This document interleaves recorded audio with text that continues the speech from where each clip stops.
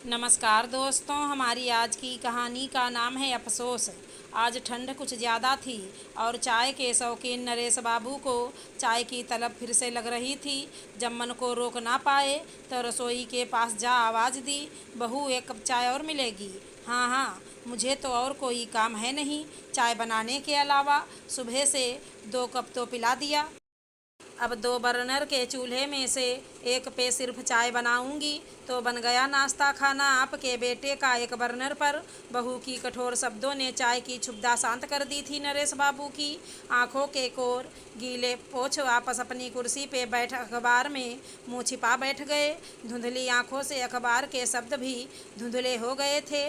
उन काले अक्षरों के बीच रमा का चेहरा दिख रहा था, मुस्कुराता, लाल सिंदूर से दबदब करता चेहरा, जैसे कह रहा हो, बहू की बातों का बुरा मत मानना जी। इस उम्र में इतनी चाय पीनी अच्छी बात नहीं, आपके स्वास्थ्य के लिए ही कह रही है बहू। कहते हैं जीवन साथी की असली ज़रूरत बुढ़ापे में ही होती है। पति पत्नी उम्र के अंतिम पड़ाव में हर चीज़ के साझेदार होते हैं। छोटी खुशियाँ बड़ी और बड़े बड़े गम भी बहुत छोटे हो जाते हैं जब जीवन साथी साथ हो। कुछ ऐसा ही नरेश बाबू के साथ हो रहा था। जब तक रमा जी जिंदा थी किसी बात के लिए इंतज़ार करना ही नहीं पड़ता नरेश बाबू को। जैसे आंखें पढ़ना जानती थी वो जादूगर। हाँ, जादूगर ही तो थी रमा जी, जिन्होंने हर पल सिर्फ खुशियाँ ही दी थी नरेश बाबू को। संतान के रूप में आनंद का जन्म हुआ। एक आम सरकारी अध्यापक होकर भी अपने बेटे को उच्च शिक्षा दिलवाई और समय पे निशा से शादी करा दी। दोनों बेटे बहू शहर में बस गए और अपनी दुनिया में मगन हो गए। कभी कभी भूले बिसरे गांव का भी रुक कर लेते। नरेश बाबू भी रिटायर हो चुके थे। सब ठीक ही था कि एक रात बिना कोई आहट किए रमा चली गई। सन्न रह गए नरेश बाबू। कोई भला ऐसे जाता है, वो भी रमा, जिसने बिना पूछे तो दरवाजे की चौखट भी कभी पार नहीं की थी। खबर सुन आनंद और बहू आए थे और सारा क्रियाकर्म कर नरेश बाबू को भी कहा चलने को। क्या चाचा, इस उम्र में आप शहर जाओगे? क्या हम आपका परिवार नहीं? यहीं रुक जाइए, रमा चाची और आपसे इतना स्नेह मिला है, अब सेवा का एक अवसर हमें भी तो दें। अपने चाचा को जाते देख नरेश बाबू का भतीजा रो पड़ा।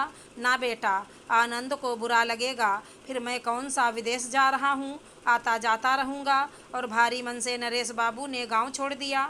यहाँ कुछ दिन तो ठीक गुजरे, फिर बहू की आंखों में ससुर खटकने लगे। पहले जो दिल आए खाते घूमते थे, अब एक बंधन सा महसूस होने लगा था। बहू को शहर की हवा ने बेटे को भी बदल दिया था। हर महीने दवाइयों के नाम पे आनंद सारा पेंशन उठा लेता था। एक पोता था 10 साल का, वो भी स्कूल से आ टीवी और मोबाइल में घुसा रहता था। कभी कभी तो दिन बीत जाता और मुंह से एक शब्द ना फूटते। नरेश बाबू बातें करते भी तो किससे? कोई था कहाँ, सब मगन थे अपनी दुनिया में। एक दिन नरेश बाबू खबर टीवी पर देख रहे थे कि पोता अमन रिमोट मांगने लगा। दीजिए रिमोट, कब से देख रहे हैं, अब मुझे कार्टून देखना है। 5 मिनट रुक जा बेटा, ये खबर सुन लूँ फिर चला लेना अपना कार्टून। नहीं, मैं 1 मिनट नहीं रुकूंगा। आप होते कौन हैं मुझे रुकने को कहने वाले? ये मेरा घर है, मेरे पापा ने खरीदा है इसे। जाने क्यों चले आए हमारे घर में। मम्मा ठीक बोलती हैं, आप बोझ हो, खुद के घर क्यों नहीं चले जाते वहीं। टीवी देखनी है, लाओ रिमोट।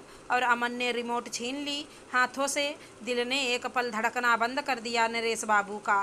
नजरें उठा बहू को देखा जो पास ही खड़ी व्यस्त होने का दिखावा कर रही थी, जैसे कुछ सुना ही ना हो, लेकिन होठों की कुटिल मुस्कान सब बयां कर रही थी। थके कदमों से वापस अपने कमरे में आ गए। सारी रात करवटें बदलती बीत गईं। अगली सुबह आनंद उठा तो देखा नरेश बाबू का कमरा खाली था और एक कागज तकिए के पास रखा था। प्रिय आनंद, सदा खुश रहो, तुम्हारी माँ के जाने के बाद बड़े अरमानों के साथ यहाँ तुम्हारे पास रहने आया था। ये सोच कर कि बुढ़ापे में बेटे बहू और पोते के साथ सुख के कुछ पल बीत जाएंगे, लेकिन शायद मैं गलत था। जिस बेटे को अपने खून से सींचा उसे अब अपने पिता में नहीं, उसकी पेंशन से ज़्यादा मोह हो गया है। शायद मेरे रहने से बहू को वो आज़ादी नहीं रह गई जो पहले थी। मैं तो अपने अंतिम पलों में सुख ढूंढने आया था, ना कि तुम सब पे बोझ बनने।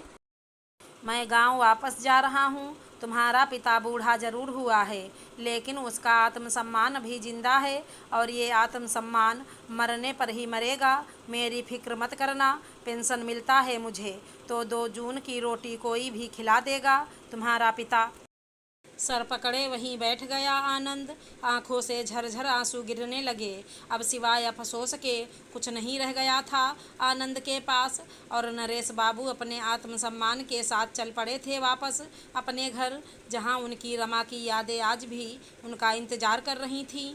अगर हमारी कहानी पसंद आई हो तो चैनल को लाइक शेयर सब्सक्राइब करें। राधे राधे दोस्तों।